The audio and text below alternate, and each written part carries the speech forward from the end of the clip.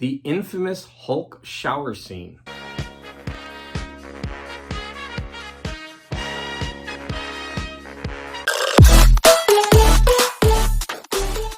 Hi, let's chat about the Hulk magazine number 23, which came out in 1980. But I think before we do that, we have to set the stage for why I'm doing this. The FOMO Squad is a great group of guys who have this amazing live show. When I happened to jump on this live stream with the FOMO Squad, Dope was there. Now, Dope was showing off weird comics like he does, and Dope is a great guy, by the way, so anything that I say in this video is no slight against Dope. We're all stars now in the Dope Show. So let's watch a scene from the FOMO Squad. I got one. It's Hulk number 27, and he gets raped in the shower at a gym, a YMCA. I was like, how does that even happen? And then Bruce Banner runs outside crying in the alleyway. Why didn't he just turn into Hulk? I thought when he got mad, he's supposed to turn into Hulk. I had just jumped into the stream, and it immediately went into this appreciation for this Hulk magazine. And the magazine is quite funny. It's exploitative. Now, this magazine came out in 1980.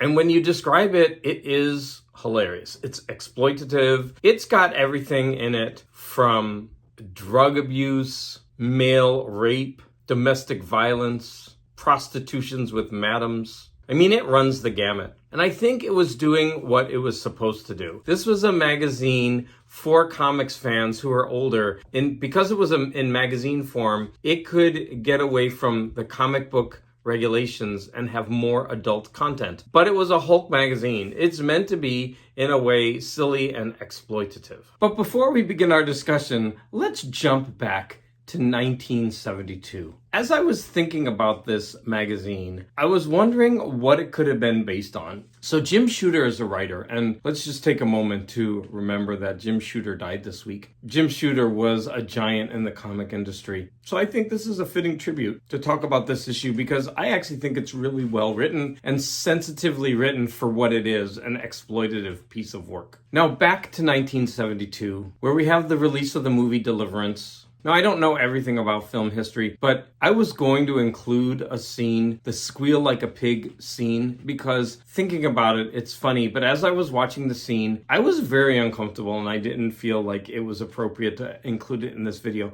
But if you've never seen that movie, it's very powerful. And it's got a scene where two men have two other men tied up and they're getting ready to assault them both sexually. But along the way, they have fun with them. They take advantage of their powerlessness in the situation. And that line, squeal like a pig, is directly related to what we see in this magazine. So when we're in the shower, in that shower scene, the one attacker states, "I like it when they whine." In my opinion, I believe that Jim Shooter was taking inspiration from the movie Deliverance in writing this scene. We have the squeal like a pig versus I like when they whine. We have two men who are threatening Bruce Banner in the shower. And you have to ask yourself, what is this doing in a Hulk comic? And that's a valid question. This is a really strange and weird, and yeah, you can laugh about this scene, but I actually think, as I stated before, that is very well written. So Dope asks, why didn't he just change? Why didn't he just, become a monster and destroy these two men? But let's look at how the scene is written. Bruce Banner continually stutters when he speaks, showing his fear, his shame, and his embarrassment. In no part of this scene does he become angry. It's not until later that he's in the alley, and Dope also talked about this. Now, the alley scene is really weird because there is a real focus on Bruce Banner's butt as he's changing. I think this is in direct opposition to what's going on in the shower, but the audience is supposed to look on Bruce Banner as he's changing, and we're supposed to stare at his butt. In another way, I feel that's equally exploitative of the Hulk.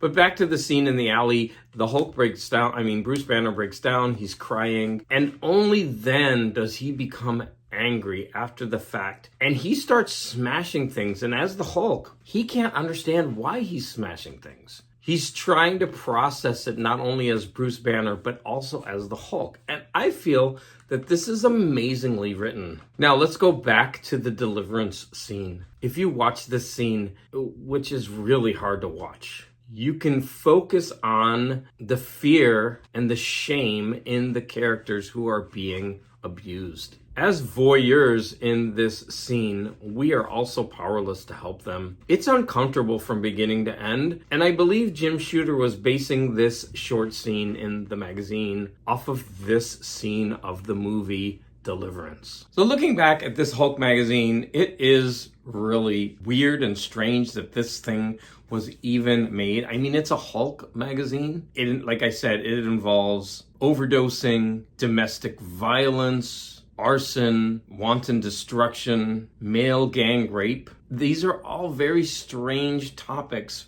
for a Hulk magazine to be dealing with. However, since the magazines themselves were meant to be exploitative but adult content, but really with heroes from childhood, it's just a strange mix altogether. Finally, I have to thank Son of Crom, who during the stream saw how much I really wanted to read this magazine, and he sent this magazine to me. Another thing that I want to say, this magazine looks like it was just printed. The colors are so vibrant on every page. The art is done by a weird team. John Buscema, of course, he's done work for magazines, but I primarily think of him as a comic book artist. And then Alfredo Alcala, definitely magazine. In my mind, he's more of a magazine artist. And then Steve Oliff, I'm sorry, I don't know who that is. But we've got this really interesting mix of artists. And the line work is really heavy, but beautiful. And the colors in this magazine are vibrant and they really pop. So I want to thank the FOMO Squad. I want to thank Dope Comics, and I especially want to thank Son of Crom. Final words, I'm not saying that this isn't funny, but that it really does have a serious side to it. And I think Jim Shooter wrote the character well when he didn't respond with anger, but with fear and humiliation, and only later becoming angry.